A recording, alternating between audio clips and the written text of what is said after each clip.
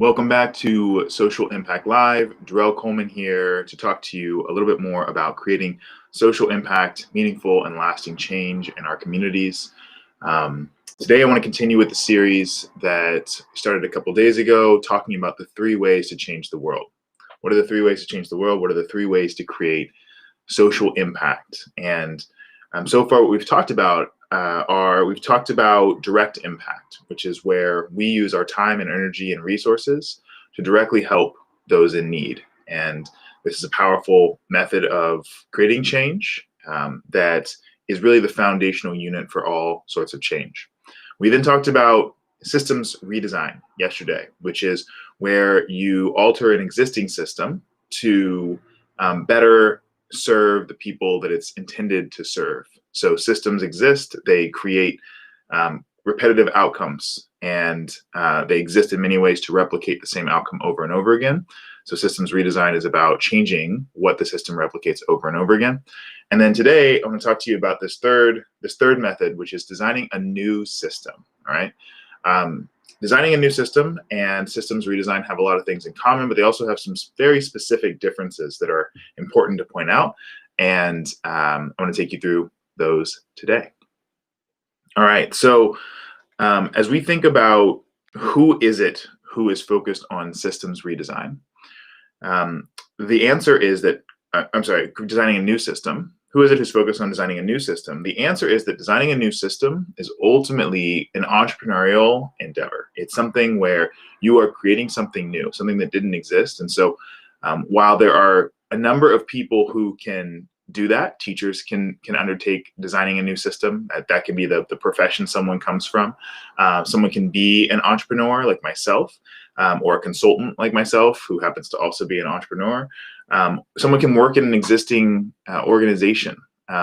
Either way, there's an entrepreneurial spirit associated with designing a new system, because you're ultimately creating something that isn't supported or isn't completely intertwined with something else that already exists. There's a subcategory of this as well, which is sort of designing a new system within an existing system. And so I'm going to cover both those at the same time. So what's the purpose of this? The purpose of this, as in any system, is to focus on creating a consistent way of delivering an impact. I told you before, and I'll tell you again, that direct impact, right? Delivering a specific outcome for individual people, for an individual person, and delivering that over and over and over again, and delivering that for multiple people simultaneously over and over and over again. That is what systems are good for. At their root, they are still focused on this concept of direct impact, right? And scaling that up. So we want to create a new system whenever we are trying to create a support structure for delivering an impact that we have already verified is a good thing, something that we want to see more of. And so some examples of this are a new jail sentencing program. This is actually an example of a new system within a system, right? So let's imagine that you are focused on criminal justice reform. You want to alter the way that people are being sentenced. You think too many people are receiving harsh sentences. They're being given jail time. They are having a hard time meeting bail. They are ending up with criminal records. And that is actually disrupting people's lives, which is generally speaking true in the United States of America. So you decide what we need to do is we need to create an alternative sentencing program, something that doesn't have all of those same negative repercussions, but still allows us to hold people accountable for their actions. And you create a new system, right, where you link together different stakeholders in their roles in order to deliver that new sentencing. Maybe it doesn't directly go on. It doesn't go on your record. It requires you to show up on certain days to do certain things. That's how it functions, and it's meant to alleviate the other issues that we talked about.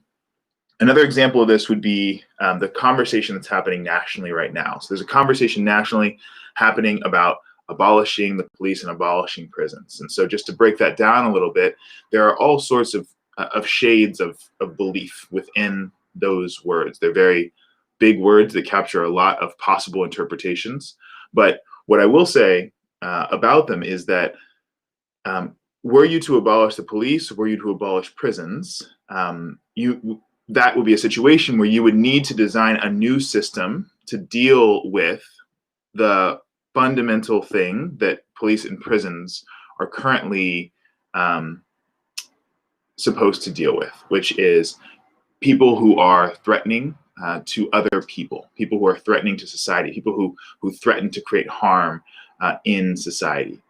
There's still a question there that needs to be answered. And one of the challenging things, actually, that I think is happening in the country right now when it comes to this conversation is that it's hard to have a dialogue, hard for it to be a conversation, and then hard to understand how those two things link together. We often hear abolish the police or abolish prisons. We rarely are hearing about the solution piece that's being offered in lieu of those elements, and that's something that would really require designing a new system altogether were you to abolish those.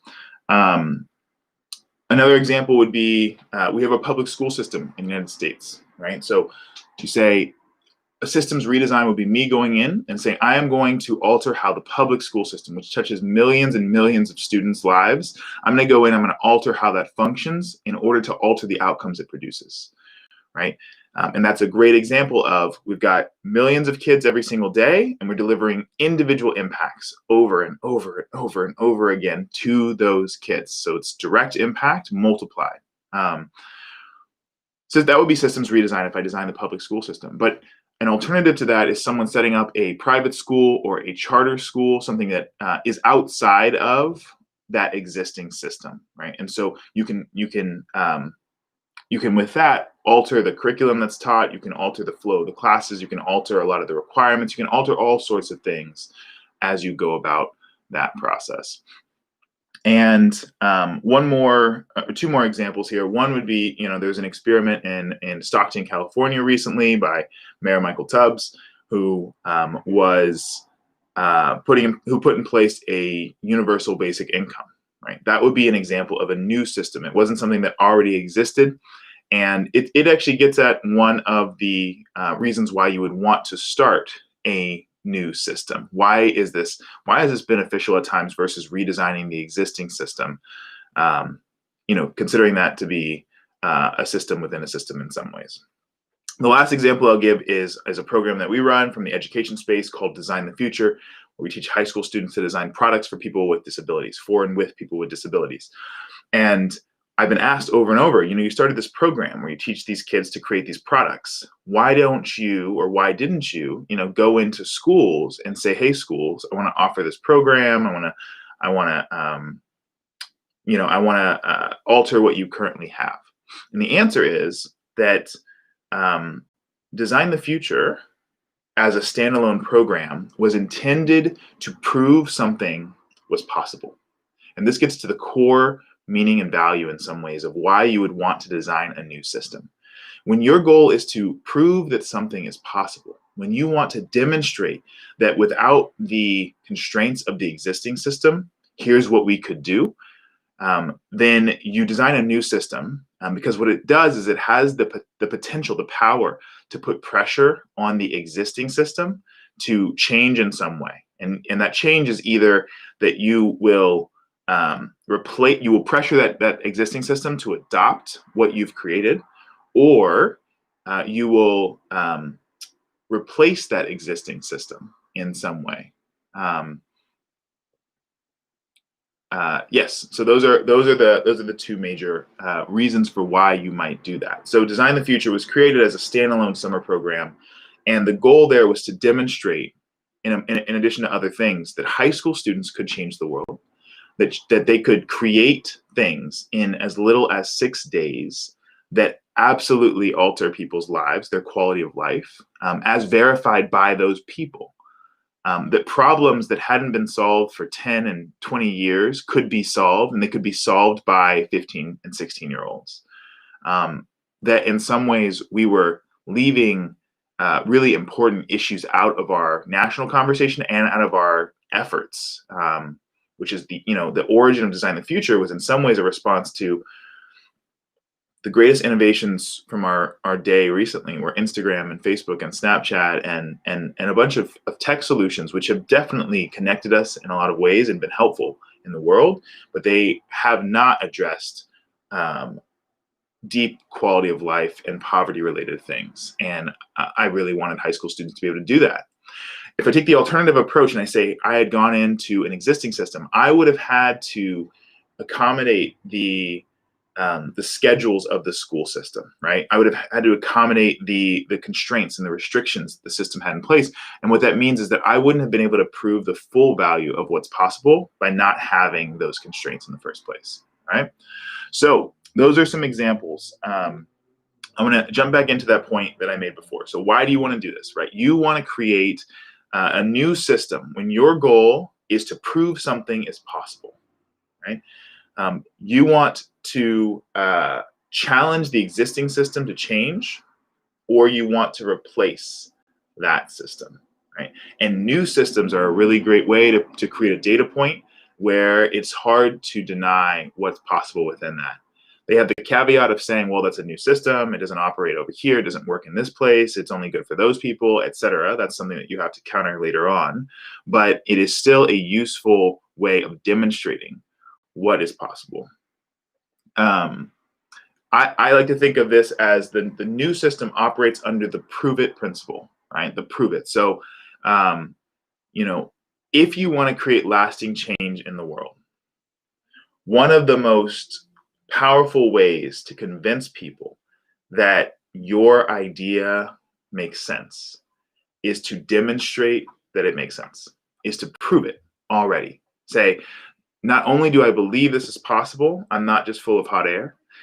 Let me show you, right? And so I'll give you a few examples. You can think about this as I do at times in terms of what would be the headline, right? Because when you create a new system, in a lot of ways, you do know that you're challenging something that already exists, or maybe you're creating something altogether that's new and novel. But either way, you can think about what would be the announcement, what would be the headline about this. And so,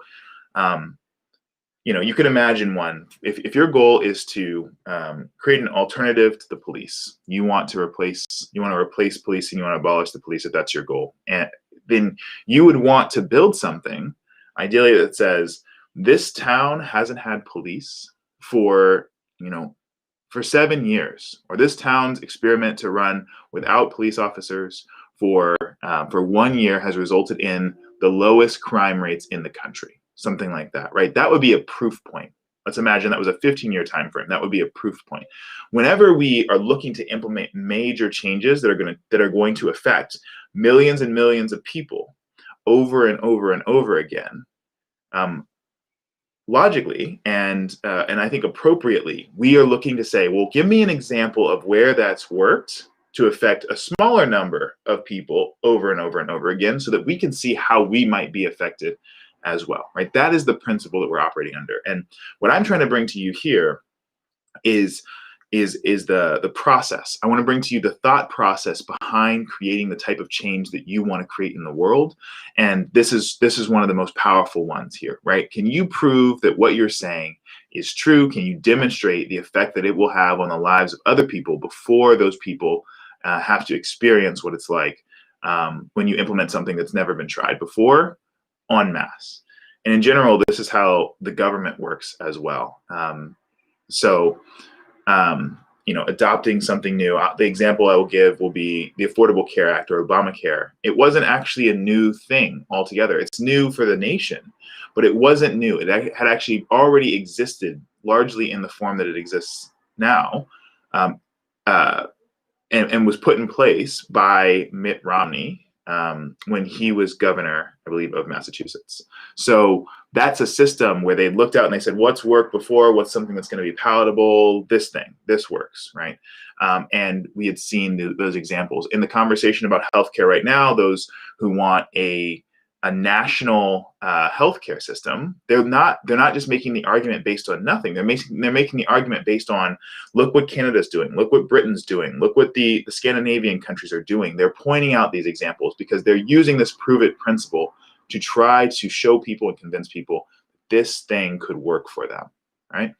Another example that I'll give you will be, you started a new school system. This school system produces X, Y, and Z outcome, which is 10 times better than the existing system, right? Or this school system produces 40% better test scores and graduation outcomes and life salary outcomes than schools with a similar makeup that are public schools or something like that, right? That's the prove it principle again. What's going to happen with that is people are going to start looking and saying, what are you doing? What are the secrets behind what you're doing? You've got these small group mentor sessions. Meeting. How frequently are they meeting? Oh, okay, great. And that's an example of transmission where you begin to challenge the existing system, and they either adopt what you've done or they get replaced in some way, shape, or form. Either way, when you create a new system that does things that are better, and you can write that headline, that are better than what the existing system does, you create pressure. And that pressure, that tension exists over the long haul, over the long run, until something changes, something is done. There's a conversation that will keep coming up over and over again until something is done. When you've demonstrated that, hey, this thing is possible, all the doom and gloom that you're talking about over there, or the negative outcomes that we keep getting over here, we don't need to live this way. That's what this proves, or this demonstrates. And I already mentioned this example of Design the Future. Design the Future has proved a number of things, and has now become something that high schools are actually interested in our expertise around and implementing within their own schools. It's proven, like I said, that high school students can create something that changes the world in 6 days. They can create something functional that improves someone's actual quality of life. They can build physical products in a really short amount of time with the right guidance and the right training. They can understand and connect across difference. So they don't have to avoid these conversations about, you ride a wheelchair and I walk around. That doesn't mean that we shouldn't have conversations. It means that we should lean in and we should understand, well, we're both people. How do we differ and how are we the same? Oh, just like I do that with everyone else, right? So high school students can engage in those conversations. They can do that meaningfully when trained to do that meaningfully and respectfully. People with disabilities can be mentors. They can be givers of information, givers of knowledge, givers of insight. All of these things that I think you may be watching, you may be saying, of course, all that's true. But when we create systems, when we create opportunities to prove things like that, we do a better job of countering some of the voices that don't believe that that's true. So that is the principle of designing a new system. And the third way to create change. I in particular, as an entrepreneur, as an innovator, as someone who's wanted to be an inventor his entire life, I love this idea, this element of creating a new system. It's how I work, which is I don't want to just tell you something and have you adopt it on logical ideas. Like I'm not only a theoretical person. I think theory is really helpful for forming a basis for what we're going to do, but we need to put things into practice. And when we're dealing with social impact, when we're trying to actually change people's lives, not theoretically change people's lives, it really does come down to applied knowledge. How much can you apply what you are learning to, or what you believe is true, to prove that that is the case? And whenever it's not, whenever you're getting different feedback from your theory and your application, you listen to the application, you look at the theory, you say, what needs to change about this? Let's use what we've learned to adapt, to change, to adjust until we get something that does work. And that should inform the theory again. All right. So that's what I've got for you today. Those are the 3 ways to change the world. Right? We have direct impact, which is the foundation of all change and all impact. We have systems redesign, which is where we look at our existing systems and we say these have a lot of parts to them that are salvageable, that are worth maintaining.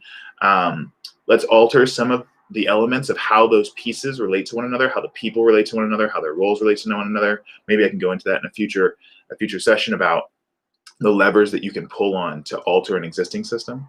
Let me know if that's something that's interesting to you. Go ahead and leave a reply or leave something in the chat. And that's what we do with an existing system to change the world. And then the third is we can design a new system altogether that really operates under this prove it principle, and creates a tension, a good tension, where we show, hey, this is what we could be achieving.